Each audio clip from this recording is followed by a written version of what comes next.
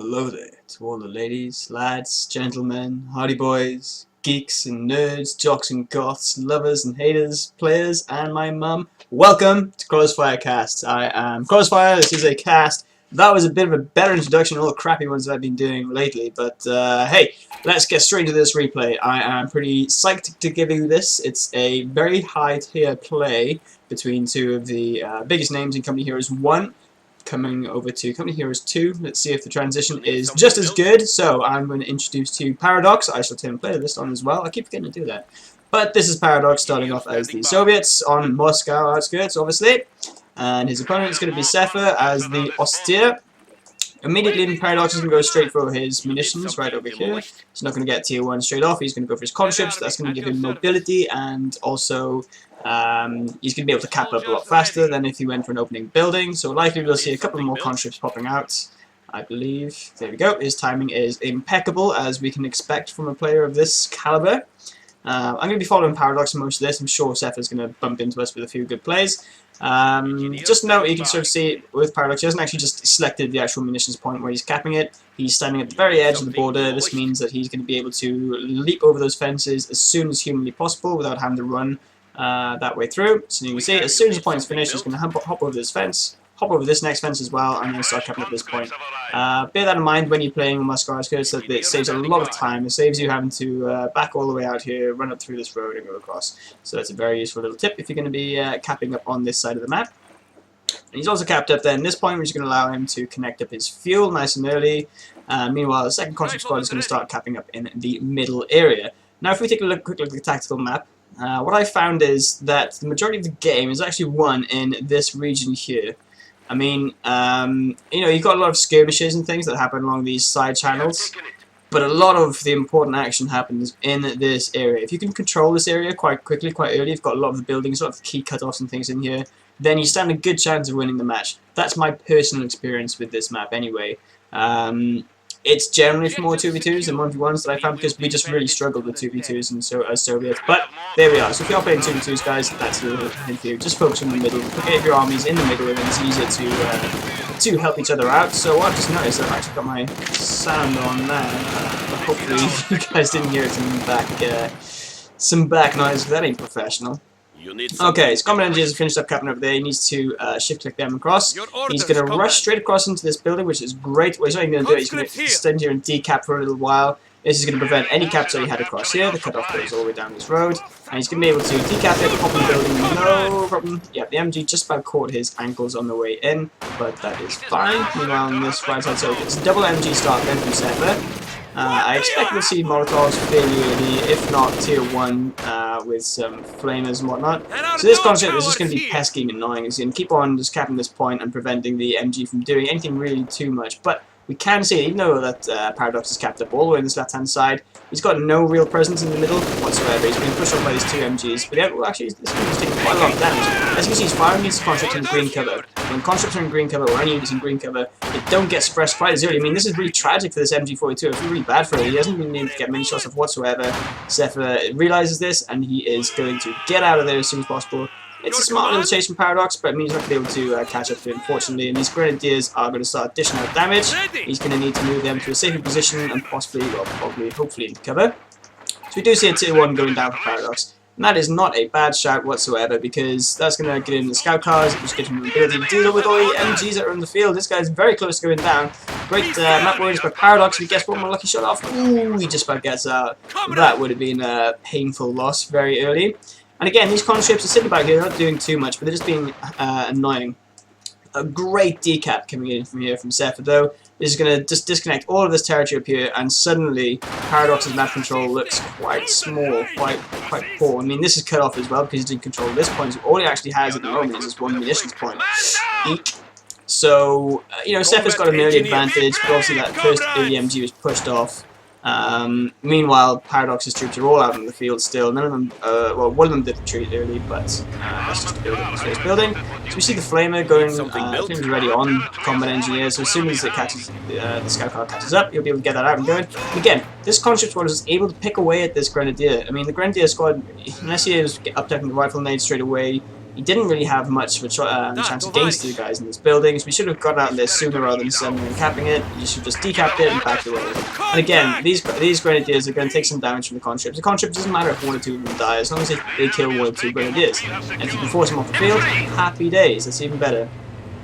But again, you know, he is getting this cut off back now, so at least he can connect up to these 2 territories. But he desperately needs to get back this point down here and this point here. This is going to connect him up to everything. So here comes the... you can see he knows that something's capping here, and nothing really... Oh, something was capping past enters. Now, out of there, I'm basically being able to overpower any of the infantry units with just simply the clown car. What is a clown car, in case you guys don't know? Clown car is simply flaming engineers in the scout car.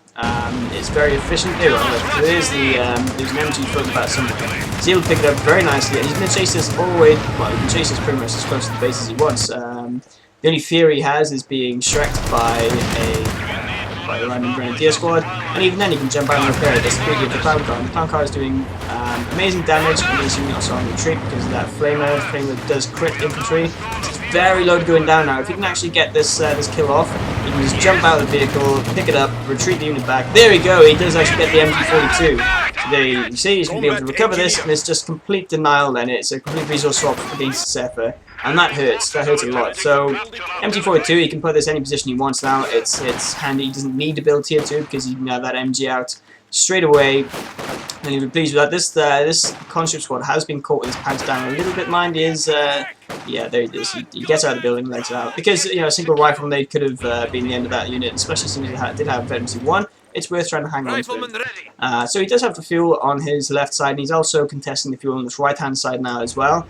So a squad rifle from an MG is really frustrating against a Soviet player, simply because it's really good MG, and you don't want to give that away to anyone. That said, an MG jumps in the building and it's going to force off the retreat straight away. Do note, when you do get veterancy 1 on the MG42, you get the armor-piercing incendiary rounds. If your opponent is in a wooden house, you will tear the living crap out of that house. You will just decimate any unit that is in there. And I mean decimate it. So, hit the dirt now for Paradox. We can tell that he's gone for this this doctrine that's giving them PPSHs, and the guards coming in now as well to provide some soft AT in case there's any scout cars or half-tracks laying about. So I'd expect that to pretty much straight away upgrade this DP light machine gun. As soon as it does that, it's much more effective at preventing those flim half-tracks from running rampant around your base. But the conscripts are now retreating, and you can see there's a complete turnaround for the actual map control. Majority of it is in Paradox's hand. Again, these points aren't actually capped up because this counts as a cutoff point, this being the mirror cutoff point for this area here. And again, now this point has been taken back as well by Sepha. So, okay, and here it is. The inevitable answer to the scout car is another scout car. Now that that one scout car that he's built has gone down, this scout car has not got much use in any of the battle really. If there was 2 scout cars, I would see the point of actually upgrading that one. If you can keep it unupgunned, but it will take a lot of damage from the half track. Unfortunately though, because he spent all that munitions on the upgun for the scout car, he's not going to have munitions anytime soon to actually do it for this one as well. Which is a little bit of a shame because that would be a lot more powerful than just dealing with that one scout car straight away because there's a lot more infantry in the field. Yes, it is a big investment, and yes, guards can pick off that one guy if he's lucky, but that's kind of not the point. The point is trying to do the most damage against what is the most viable unit on the field right now, and that is his infantry. That's what's doing the most damage. It wasn't the scout car. The scout car is a mild annoyance, but it will chase down MG42. So he's gotten rid of that early, but there's another scout car out. They are very cheap. They are very plentiful. You come out very quickly. So you can just avoid that scout car as soon as the scout car is revealed. MG42 and MG42, this guy's going to be able to get a shot, but this guy's going to bring cover, so this boy is going to win. So it's a good job by Paradox, and slightly enforced by Sepha. Did have the setup time advantage, but like I say, this guy's in green cover, so he is going to win, and win in style. Grenadiers down south are pushed off by the conscripts. That's fair enough. He is a little bit cheeky coming all the way down here because there's a lot more things he could have been capping, but I guess he just wanted to try and deny the munitions for a small point, for a small period, should I say. Flame half track is now upgraded. And he's going to start dishing out some terrible damage to these conscripts who are going to just brave it, move on in, get off the 18 aid, and then back out. Is this 18 well, this 18 aid is kind of worth it simply because it's going to prevent him from chasing his conscripts and outright killing this unit. But he's going to be able to repair that up quite quickly. But another good thing is it's still just using up one of his infantry that could be capping up, which could be doing a whole variety of things, and it's now going to have to just repair that half track. And the half track is in a bit of a backspace. It's not sort of like up and aggressively in Paradox's face, so it's not going to be doing much. Molotov going off, unfortunately, it's a bit of an unpredictable one. Well, it was a predictive one that didn't go too well, is what I'm trying to say. But he does hit MG2 now for the conscripts, and he does make the Panzer Grenadiers waste a grenade. That is a big win there. And the MG42 is in a very good position. He's going to be able to deflect any infantry coming along from any of his flanks, and obviously protect the VP. And VP situation is now actually pretty sketchy for Sepha. He hasn't actually been triple cap for the majority of the game. He's down 200 victory points. There's still plenty to play for, but here we see that now Marcus Car. Now, if you didn't know where Marcus Car is simply a scout car with guards unit. Why would you want to do this? This gives you the range advantage and the mobility to defeat basically any of the tier 2 vehicles. A upgun scout car will probably destroy the scout car with this scout car before it can get away, but then the guards should be able to finish off that upgun scout car. Flamer half tracks, you've got the range advantage because the flamers are short range. Now we see a big vehicular push. Unfortunately, his Marcus car isn't there to help out, so this half track is free to run around. But you see a sniper out now as well. It's kind of an interesting choice. I was expecting a little bit more 80 unit, but I mean, there you go. Like this conscious one is doing amazing amount of damage against this. So it's actually forced to smoke, but that's quite weird. But here comes the Marcus car then from the back, so he gets some rear shots against this half track. If he can just get an 18-8 off on this half track here, he will more than likely be able to actually wrap it up right there. This scout car actually gets abandoned. That's terrible news because this contract right there going to be able to recrew it. Now, when it comes to recrewing or destroying this, I mean, if he jumps into these grenadiers, it's a no-brainer. He's going to be able to destroy it straight away, unless it costs him 2 extra grenadiers. It's not only does he take down the vehicle, but it just costs him another 60 manpower simply because he's trying to fly it. And there goes the half track as well. Now this is looking really, really bad for Sepha. He's lost those 2 key vehicles and potentially the squad is starting under fire. He's actually going to be able to get out. The conscripts do go down then, so the Panzer Grenadiers and the Grenadier forces combined are able to take that down. But unfortunately, the munitions that he's lost is huge. There's 120 for the half track and another 70 then for the scout car, and that's a lot early on. Not even sort of including the actual fuel and the manpower he's lost there as well. And he hasn't a map control because it's kind of looking kind of really ropey for Sepha at the moment. Let's have a little look over at what he's got left. He's got 3 Panzer Grenadiers out and 2 scout cars. Okay, I've talked about this before. Panzer Grenadier, when you sort of you're back against the ropes, you're thinking, oh, what can I get? What can I get? I need an all-encompassing unit.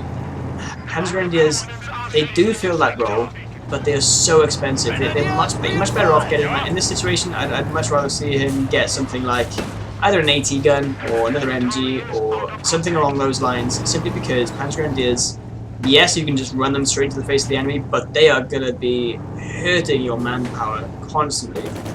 So he does catch the snipers kind of off guard. One of the Panzer Grenadiers unfortunately did go down. The snipers have reduced accuracy against the Panzer Grenadiers from the building. They're going to charge on in. They're going to take out this one sniper goes down very quickly. This one other goes down. Okay. Alright, so a little bit more of a battle on our hands now. Let's go back to Paradox. I really more quickly wanted to see that just to swing to the left. Okay, unfortunately this MG is being chased down as well by this now Marcus car, not even the clown car. Down it goes. That is disastrous, giving 2 MGs away. Because it's so cheap to reinforce him as a Soviet player, and he's got all the advantage of having all of his tier 1 units in the platoon as well. Obviously the snipers did just go down, but these Panzer Grenadiers are a bit of hurt, and they're going to have to run away. Not too sure, he does recover the MG here, so he's going to cap up at this point. I assume he's just going to chuck it in the building, which is going to prevent any cap on the fuel or on the munitions point.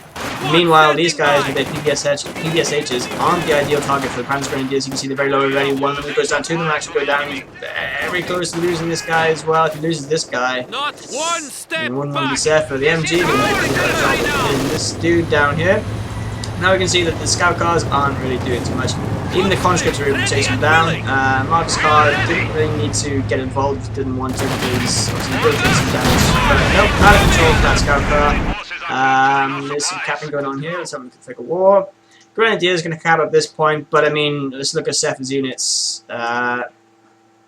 Another Panzer Grenadier squad again. This is desperation moments when you're just trying to get Panzer Grenadiers, and especially against PPSH at the dirt. It's not worth it, because you have to kill a lot of conscripts to make up for losing 1 or 2 Panzer Grenadiers. So he's going to charge on in here. If he just hits the dirt, it doesn't matter what his losses are, because he's always going to have manpower drain this guy here. So Marcus Carr harassing these Grenadiers. Grenadiers, I imagine, can get off a Panzer Shrek, and then leg it. Nope. Play back over. That's how you win against a top tier guy in 15 minutes. Yo, and Soviets. So, very quick cast. I really wanted to sort of just highlight this one, because a lot of my casts have been really lengthy lately, and I just wanted to sort of a quick one just to sort of highlight how this opening is quite the standard, I think, for a lot of the top players 1v1s. You don't see many top player 1v1s going, top tier Soviet players going for a tier 2 start. And especially if you're able to recover the MG42s, as Paradox has done very nicely here, then there's no need for it, because the guards are able to act as your AT. If you're going to go straight for an S85, well, you don't need an AT gun really, essentially, depending on how much map control you've had. And even though he was slightly pushed back early on, as soon as he was able to take out that first MG, it was all downhill from Sepha. So, great game from Paradox. Tough luck for Sepha. Thank you very much, guys, for joining me, and I will see you all next time. Oh, I should probably mention as well. Big news, big updates will be coming. So keep an eye on this channel, guys. I'm going to be revealing some big bombs. It'll be like Ed Snowden revealing all the inside. Not really that much, but you know what I mean. I've got some big stuff that I need to tell you guys. So stick around, and I'll see you all next time.